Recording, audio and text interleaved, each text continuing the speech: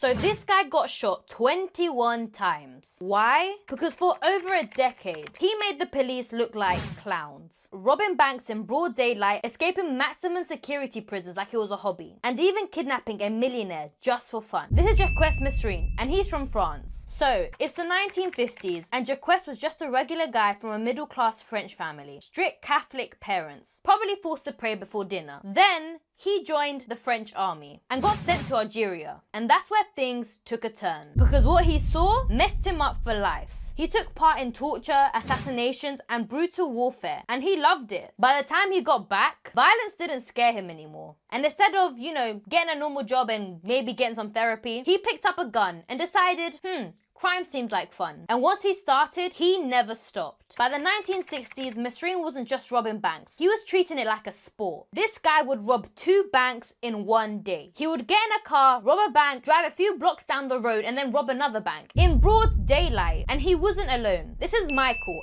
a ruthless gangster known as the Machine Gun. Together, they pulled off heists that humiliated the police. Jacques would even dress in disguise mid-robbery to confuse the cops. And the cops, they were losing their minds, because Jacques treated crime like a 9-to-5 job. So in 1968, Jacques moves to Canada, tries to be a normal person for about 5 minutes, then he gets fired. You're fired. And instead of thinking maybe I should get a new job, he goes, you know what, let me just kidnap a millionaire. And he kidnaps this guy, Gerald. And spoiler alert, it goes horribly wrong, because the cops finally catch Jacques, and he was sent to a maximum security prison. Game over. Psych. In 1969, Jacques pulls off the impossible. He escapes from one of Canada's most secure prisons with his partner Jean-Paul, a hardcover revolutionary who believed in taking down the system. And a few days later, he actually came back to the prison to break more prisoners out. At this point, Canada is so over Jacques, so he hops in a plane and goes back to France. And in 1972, the police finally catch him. And he's standing in court surrounded by armed guards when he suddenly pulls out a gun, takes the judge hostage, and just walks out. This guy's ruthless. And it turns out Jacques' lawyer bought him the gun so he could escape. We all need a lawyer like that. By 1978, Jacques gets locked up again, but this time in La Santé prison in Paris, a maximum security prison that no one escapes from, except Jacques, of course, with the help of this guy, Charlie, a former revolutionary. And together,